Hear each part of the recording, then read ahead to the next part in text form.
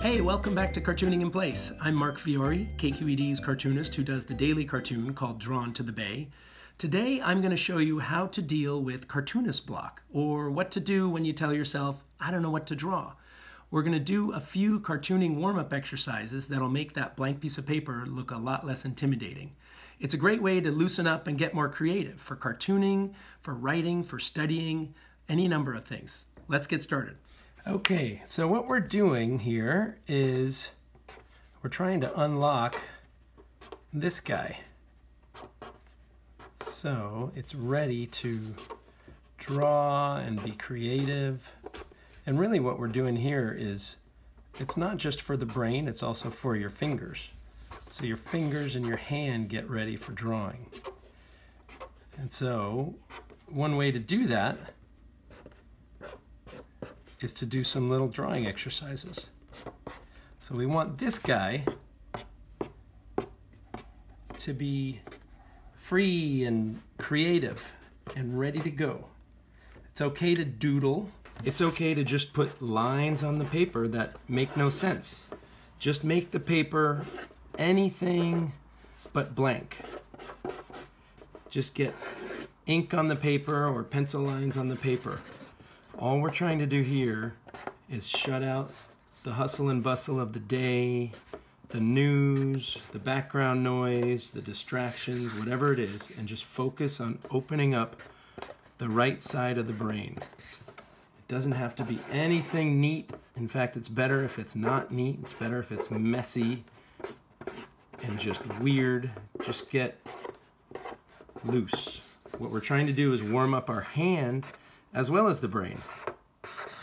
Just make scribbles, do anything. Doodle like you're talking on a phone and you're bored. Anything at all.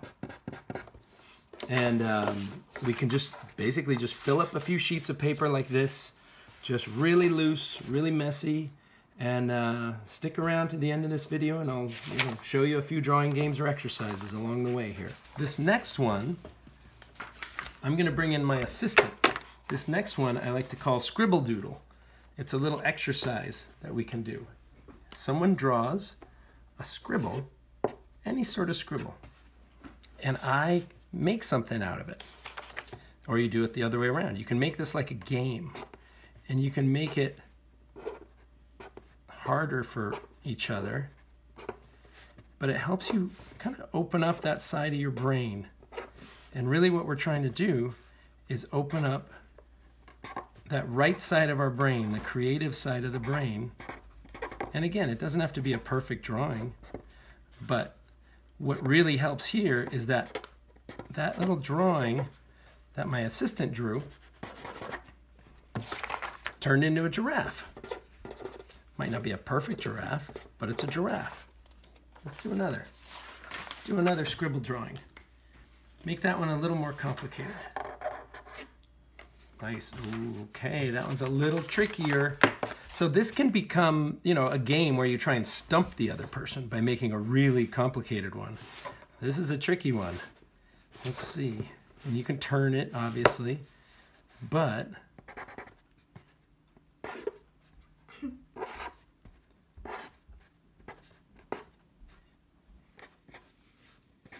you can also just see something in it. And if you start doing this, oh no, I can't help it. I made Dick Cheney by accident. See, her original scribble is right in there somewhere. That helps you unlock that side of your brain and helps you figure out how to get more creative. It allows your brain to get a little more creative. So somehow, I turned that scribble into an old white dude with glasses.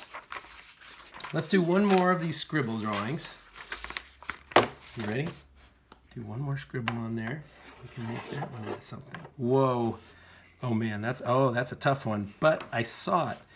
And if you start doing this, you're gonna instantly, if you do it enough, you start seeing shapes and lines in everything. You might, I've seen lines and shapes on the carpet or in little patterns, like in drywall in a house. You know, you might be looking at it and you just, all of a sudden you see, wow, there's a face in there. And this is your brain saying, hey, okay, I'm on. The right side is working.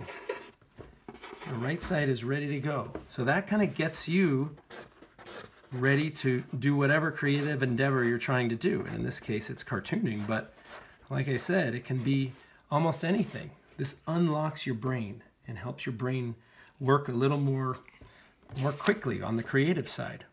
All right, so this one is a little messier, but it will get the creative juices flowing. So I'm bringing my assistant in to show you how to do this part.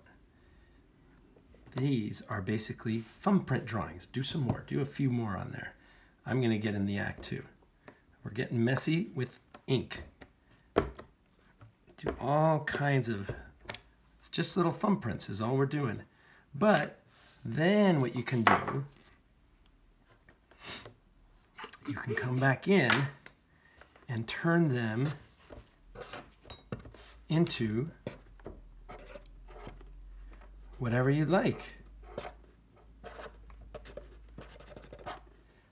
And embellish them. You can see them. It's, you know, it's again, it's almost like a Rorschach test where you see what you want to see in these thumbprints. Kind of like the earlier exercise with the scribbles. You can turn these into all kinds of things. So there, look, you can see a little face right in there. I'm going to exaggerate that little nose. And then make hair go off behind there. And maybe this one is running. Oh, nice. I like that dog. Maybe this one's running and like, look, it's making little lines behind it. Oh, that's a nice use of the dot. That's a great one. So you can see you get creative quickly just with a little mess making. All right, so this is probably the silliest or most game-like of these exercises I'm going to show you. This has the very creepy name of Exquisite Corpse. I always call them three things, but apparently this is an old parlor game invented by French surrealists at the turn of the century.